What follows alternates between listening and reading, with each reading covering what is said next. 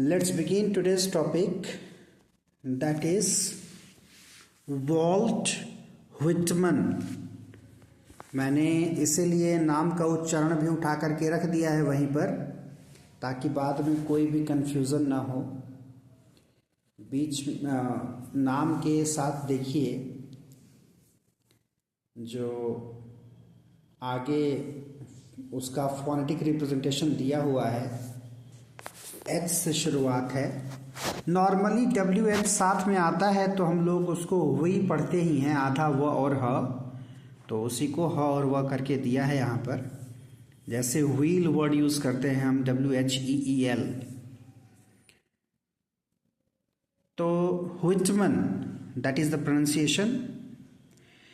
Actually नाम इनका था वॉल्टर व्हिटमन जूनियर। इनके फादर जो है वो सीनियर थे, लेकिन ठीक है, अमेरिका के साहित्य में, अमेरिकन लिटरेचर में व्हिटमन नाम से हम एक ही इंसान को जानते हैं, दैट इज वॉल्ट व्हिटमन या वॉट व्हिटमन।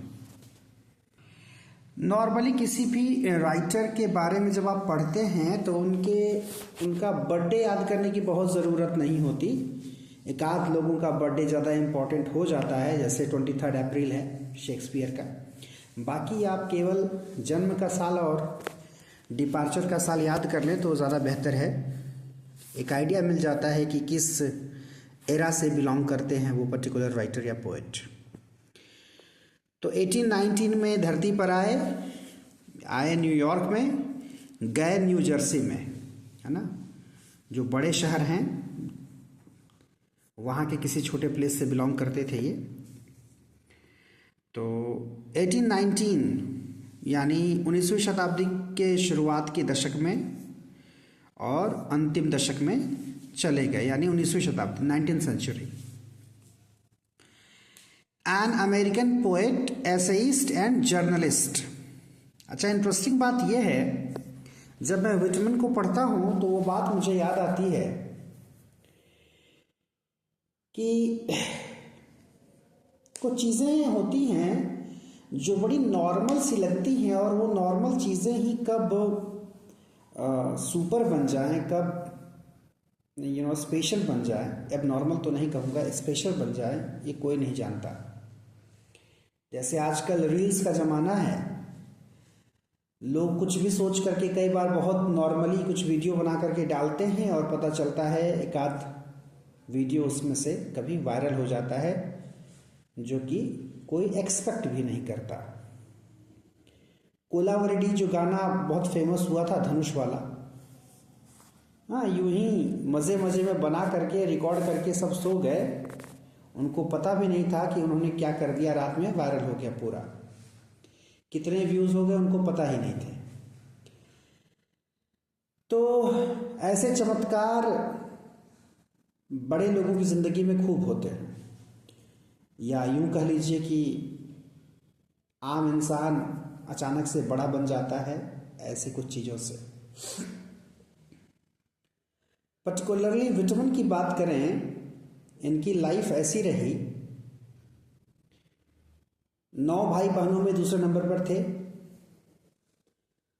मतलब अच्छा खासा बड़ा परिवार था। पता नहीं, शायद उस समय सरकारें उस तरह से एक्टिव नहीं रही होंगी, लोग जागरूक नहीं रहे होंगे, तो इतनी संख्या हो गई। एक तरफ आप 9 भाई बहन पढ़ते हैं, दूसरी तरफ आप पढ़ते हैं कि बंदा बहुत गरीबी में रहा, तो बड़ा अजीब लगता है देख करके कि जब इतनी गरीबी थी तो इतनी संख्या क्यों थी। बहरहाल, दैट वाज द नंबर। तो financially he was not good. तो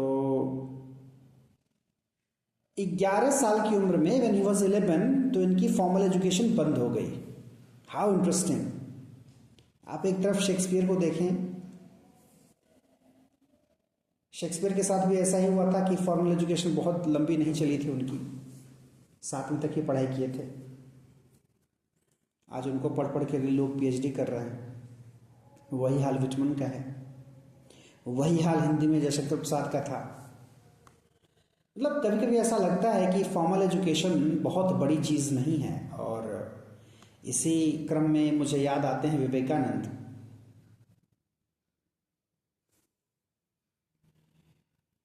जिन्होंने जब घर छोड़ा था, इंग्लिश ऑनर्स किया था उन्होंने, ग्रेजुएशन किया था,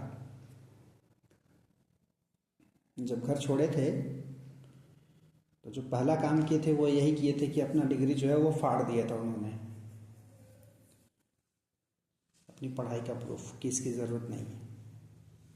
ये बात अलग है कि पढ़ाई के समय ही जब वर्ड्सवर्थ के बारे में सुने, वो किस तरह से वर्ड्सवर्थ कई बार अपने ख्यालों में खो जाते थे और मोमेंट ऑफ एक्सटेसी में चले जाते थे, तो बहुत सारी चीज़ें हैं जो हैं लिटरेचर की ओर प्रभावित की थी उनको।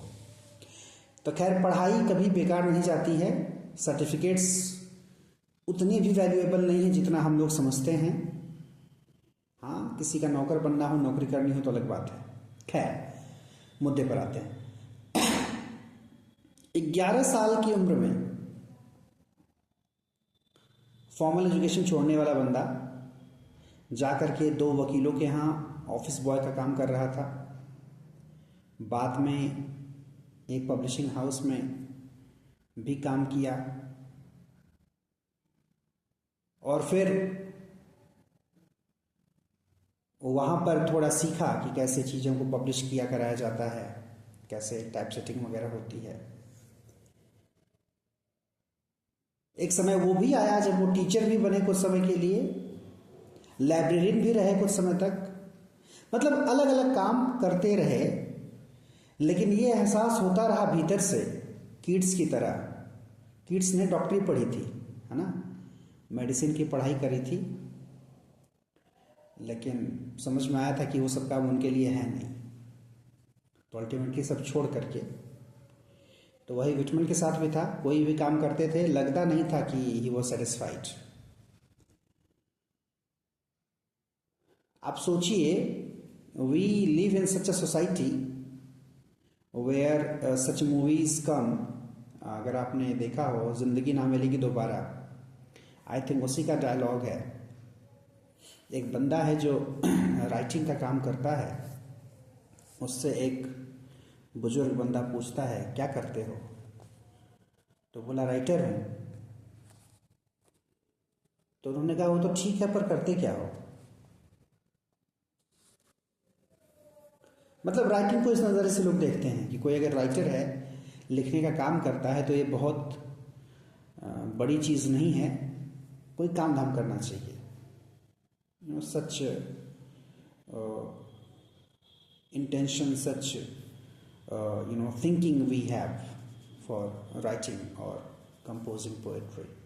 खैर, तो और अल्टीमेटली आगे हम देखेंगे। एक छोटा सा इंसिडेंट मैंने इसमें नोट किया हुआ है, देखेंगे कैसे उन्होंने बुक अपनी पब्लिश कराई और कैसे सब कुछ बदल गया।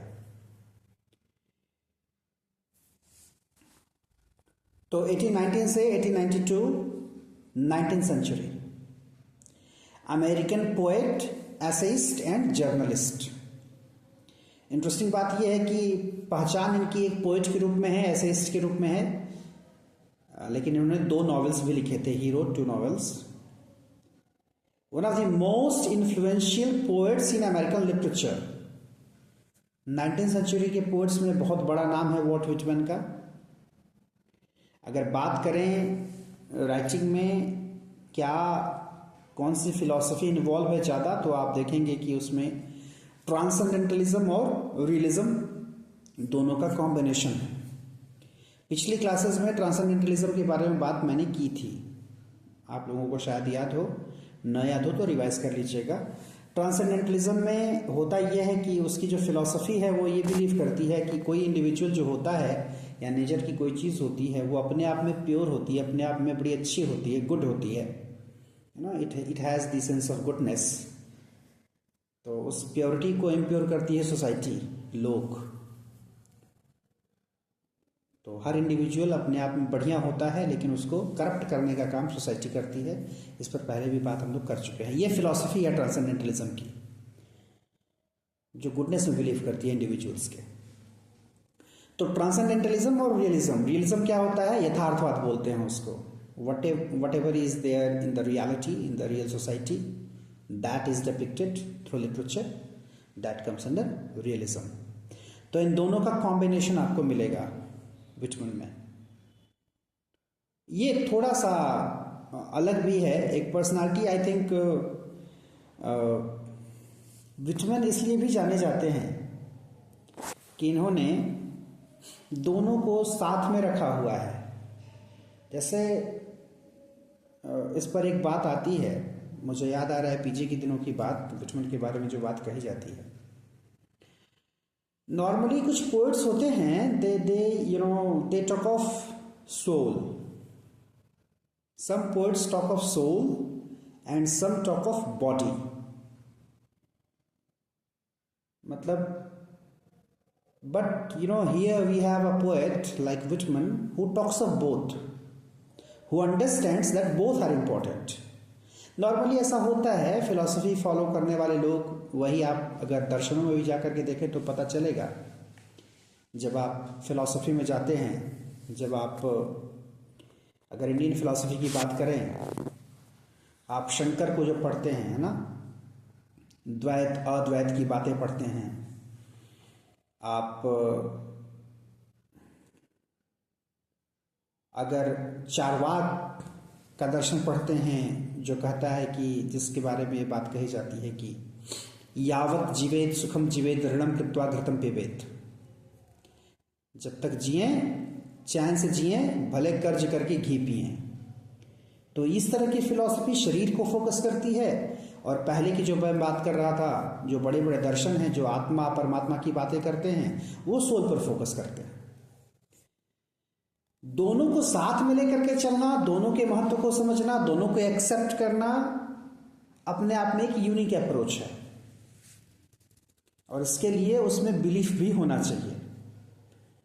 नॉर्मली कोई भी वन साइडेड हो जाता है, ज़्यादातर सब कुछ एक में इंक्लूड करके, इंक्लूसिव होकर के आदमी नहीं रह पाता। सबके अंदर अपनी एक बायसनेस होती है।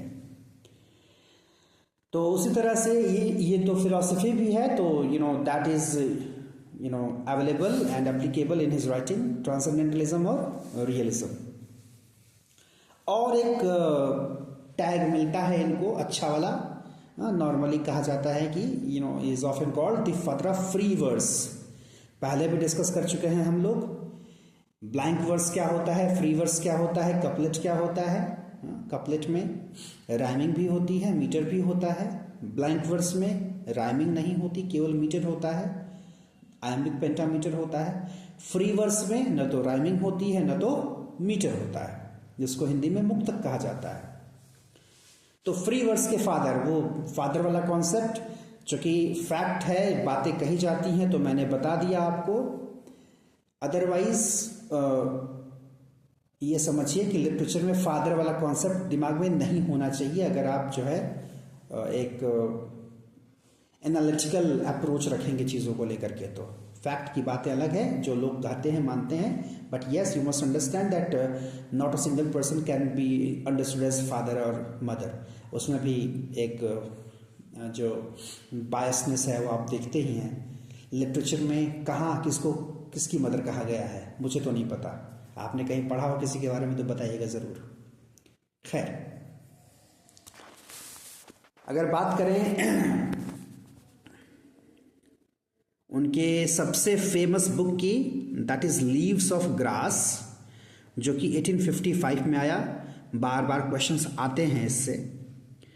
मैं कहूँगा कि आप लोग अपने स्तर से भी लीव्स ऑफ ग्रास के बारे में जितना पढ़ सकें पढ़िए, उसकी कुछ पोएम्स निकाल करके पढ़िए, चीज़ों को समझिए। आई होप आप लोगों ने अगर पीजी किया होगा तो अब तक कुछ पढ़ा भी होगा शायद। बिना विटमिन के तो पीजी कंप्लीट होगा नहीं। तो लीव्स ऑफ ग्रास को some people considered it as obscene for its overt sensuality. बहुत ज़्यादा डिपिक्शन है सेंसुअसनेस का इसमें, एंड दैट्स वाई इसको ऑब्सीन करार दिया गया। जितने भी ऐसे लिटरेचर होते हैं शुरू में लोग एक्सेप्ट नहीं करते, बट अल्टीमेटली ज़्यादातर ऐसे ही लिटरेचर जो हैं किसी भी राइटर या पोएट को एक अलग पहचान दिलाते हैं। चाहे आप कमला दास की बात कर लीजिए इंडिया में, चाहे आप इंग्लैंड में D.H. लॉरेंस की बात कर लीजिए, lady Chatterley's lover, women in love, इस तरह की जो राइटिंग्स हैं जिन्होंने काफ़ी कंट्रोवर्शियल बनाया D.H. लॉरेंस को। और हिंदुस्तान से पाकिस्तान में गए राइटर सादत हसन अली मंटो, उनकी राइटिंग्स आप देखिए, especially Manto, the way he describes, the nudity, तो उसको पढ़ करके आपके अंदर कोई इरोस नहीं जगेगा, इरोटिक नहीं लगेगा, वो डर पैदा होता है। मतलब किसी पर्टिकुलर चीज को डिपिक्ट करने के लिए जो वर्ड्स यूज होते हैं राइटर्स के द्वारा, कितने कमाल के शब्द होते हैं कि एक वही चीज़ है, आप उसको अलग नज़रिए से पढ़ेंगे, अलग ढंग से लिखा पढ़ेंगे तो आप पर असर अलग होगा, दूसरे तरीके से पढ़ेंगे तो आप पर असर अलग होगा। मंटो की राइटिंग ऐसी है।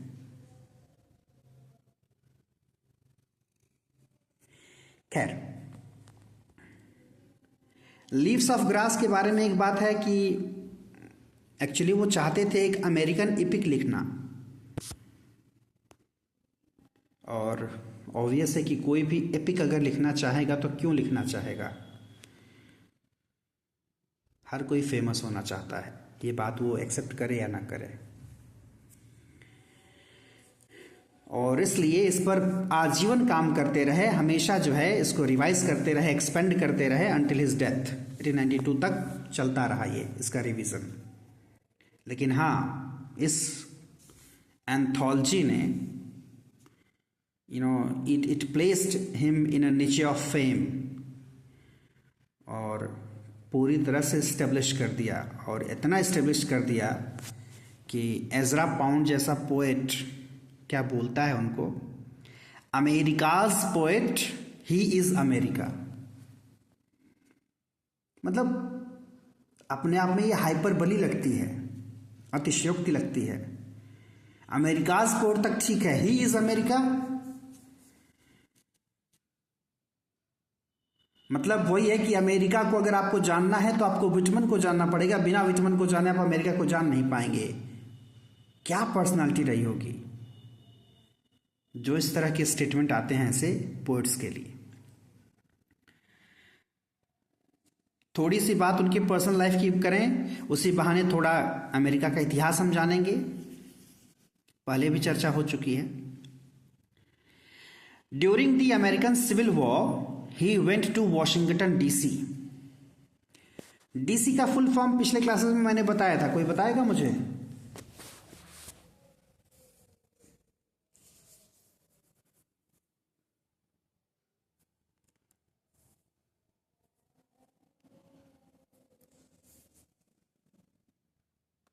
कितना समय लेंगे आप लोग?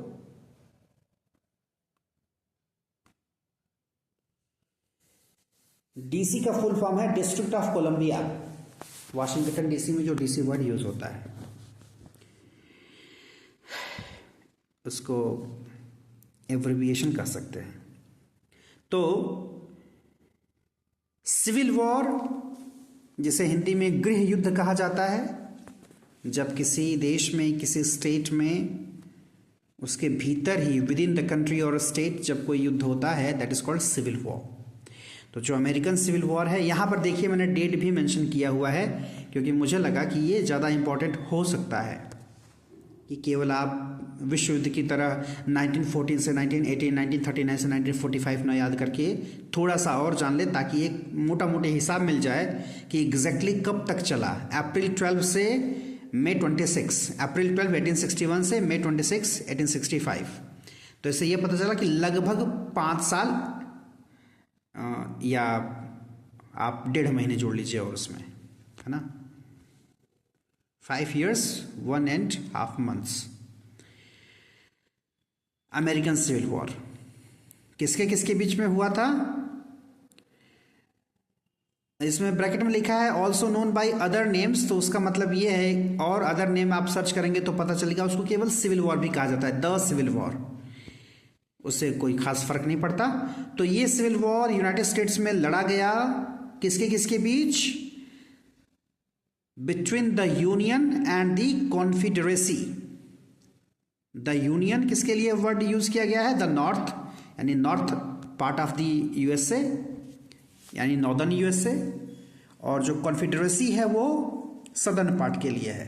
तो यहां से ये दो टर्म आपको नए मिल जाएंगे, याद रख सकते हैं। नॉर्दर्न और सदर्न तो नॉर्मली आप अपने हिसाब से कर लेते हैं, लेकिन वो नॉर्दर्न सदर्न आप बोलते हैं तो कई बार कंफ्यूजन हो जाता है कि वो कॉन्टिनेंट की बात तो नहीं हो रही, नॉर्थ अमेरिका साउथ अमेरिका की। तो इसलिए द यूनियन और द कन्फेडरेसी के बीच में ये हुआ था। रीजन क्या था, as we have already discussed in earlier classes, the central conflict leading to war was a dispute over whether slavery should be permitted to expand into the western territories. इस बात की लड़ाई थी कि स्लेवरी को expand किया जाए कि नहीं, और अगर ऐसा होगा, उसको एक्सपेंड किया जाता वेस्टर्न टेरिटरी में, तो क्या होता, leading to more slave states, तो और कई सारे स्लेव स्टेट्स हो जाते, और क्या किया जाए, be prohibited from doing so, यानी उस पर रोक लगा दी जाए स्लेवरी पर, which many believed would place slavery on a course of ultimate extinction. और अगर ऐसा होगा तो स्लेवरी खत्म हो जाएगी। तो पहले भी हमने डिस्कस किया था कि यही वो दौर था जब लिंकन लगे हुए थे, सिविल वॉर चल रहा था, ऐसी बात की लड़ाई थी कि स्लेव्स को रखना है कि नहीं रखना। पहले भी बताया था हमने कि प्लांटेशन में ज़रूरत पड़ती थी स्लेव्स की, तो साउथ यूएसए वाले रखना चाहते थे उनको, नॉर्थ वाले उनको लगता था कि ये बहुत ही बारबरिक बिहेवियर है और अनकल्चर्ड बिहेवियर है, इसको ख़त्म करना चाहिए, और इसी बात की लड़ाई थी। That ultimately gave birth to the civil war, और एट लास्ट उसको एबॉलिश किया गया बाद में। बट यस, उसी के साथ क्या हुआ, Abraham Lincoln was assassinated by John Wilkes Booth. assassination term as we have already discussed, जब किसी पॉलिटिकल मोटिव से किसी को मारा जाता है, when someone is killed due to some political motive, तो उसको हम assassination बोलते हैं। तो that assassination took place, Abraham Lincoln was shot dead,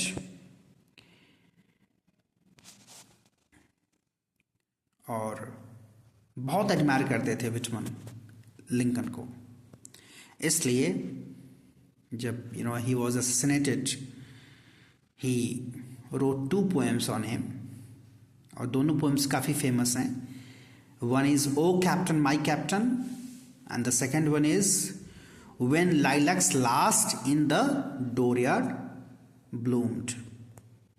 और एक सीरीज ऑफ लेक्चर भी दिया था उन्होंने लिंकन पर, विचमन ने। अगर इनकी पोइट्री की बात करें तो इसमें दोनों चीज़ें हैं, उसमें लॉस की भी बात है और हीलिंग की भी बात है। अब देखिए वो captain my captain, it talks of that loss, and this particular when lilacs lost in dooryard bloomed, इसमें हीलिंग की बात है। ऐसे तमाम पोएम्स हैं in which you can find such themes, loss and healing.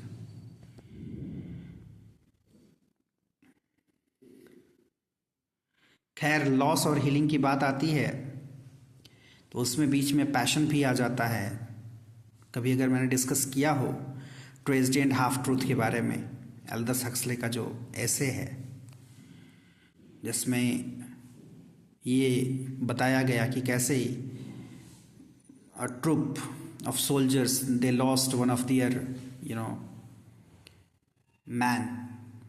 Man, तो कैसे वो फूट फूट करके रोए सब, लेकिन रोते रोते भूख लग गई तो लगे खाना बनाने, खाना खाए, खा करके फिर रोए, फिर नींद आ गई तो सो गए, सो करके उठे फिर रोए।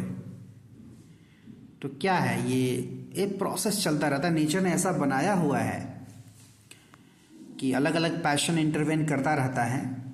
आप अगर दुखी रहना भी चाहें हमेशा तो नहीं रह पाते। उसमें वो लाइन आती है, hunger is the strongest passion. तो जो लॉस होता है अल्टीमेटली वो जो इमोशन लेकर के आता है, but at the same time वो लॉन्ग लास्टिंग नहीं होता। एक समय के बाद वो धीमा पड़ जाता है और हीलिंग शुरू हो जाती है, और उसके दरमियान फिर वही होता है, भूख भी लगती है और नींद भी लगती है। खैर,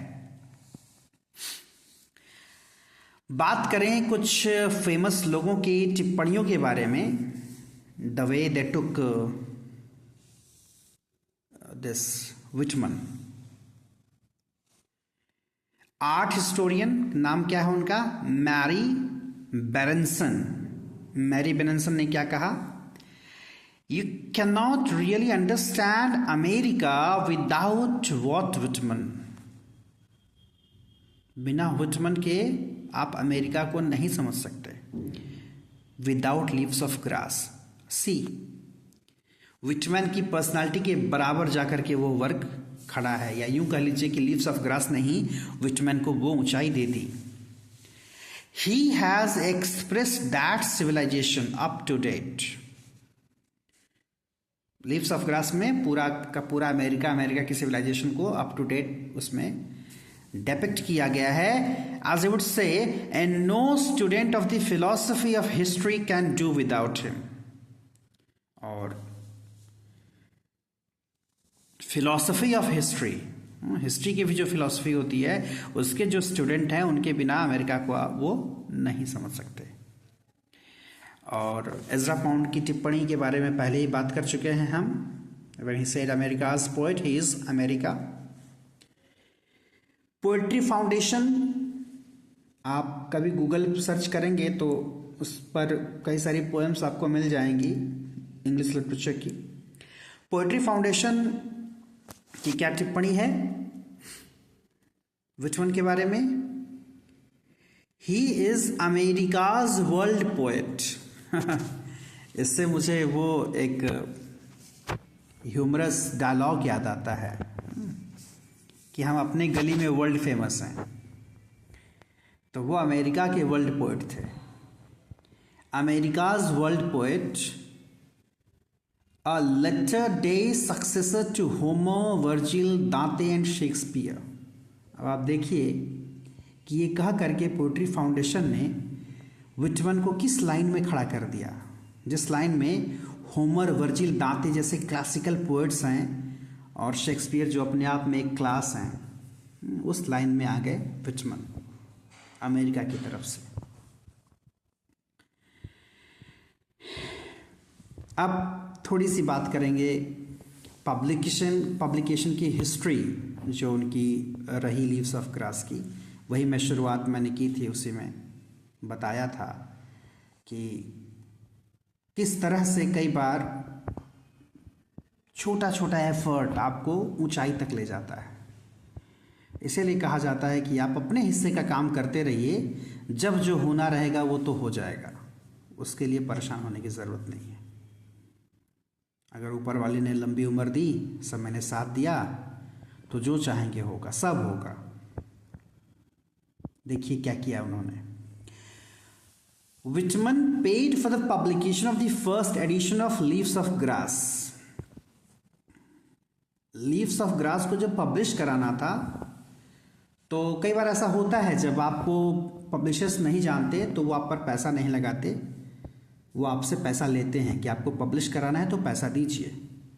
तो उन्होंने फर्स्ट एडिशन का पैसा खुद दिया था, विटमन ने दिया था। And had it printed at a local print shop. और कहाँ उसको पब्लिश करवाया, किसी बड़ी पब्लिकेशन हाउस में नहीं, एक लोकल प्रिंट शॉप था। और वो भी कब पब्लिश किया गया उसको, during its employees breaks from commercial jobs. जो उनका रेगुलर का काम था, उससे जब उनको छुट्टी मिलती थी, जब वो फ्री होते थे, तब वो इनके लीव्स ऑफ ग्रास को पब्लिश करते थे, उसको प्रिंट करते थे। और इस तरह से 795 कॉपीज प्रिंट हुई थी उस समय फर्स्ट एडिशन में। 795 बहुत कम नंबर है ऐसे पोएट के लिए। उस पर कोई नाम नहीं लिखा था ऑथर का। No author is named. Instead facing the title page was an engraved portrait done by Samuel Hollyer. जो क्या है इसमें ऑथर का नाम कहीं नहीं था। जो टाइटल पेज था उस टाइटल पेज पर एक इनग्रेविंग बनी थी, हाँ, लेकिन बाद में उसमें आप but 500 lines into the body of the text he calls himself. भीतर जो है मतलब कोई पढ़ेगा तो पता चलेगा, भीतर खुद के बारे में उन्होंने 500 लाइन्स में लिखा था। क्या लिखा था? और बहुत ही हम्बल तरीका है खुद को प्रेजेंट करने का। Walt Whitman, an American, one of the rubs, a cosmos, disorderly, fleshly, and sensual. No sentimentalist, no standard above men or women or apart from them. No more modest than immodest.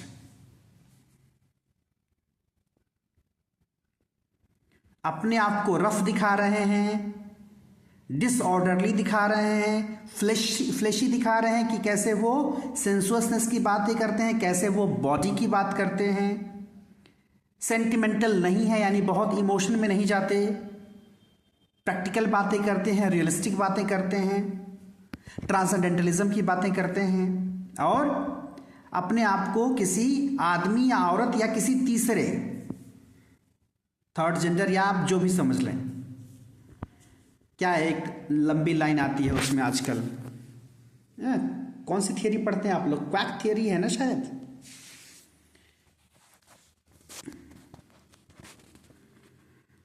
तो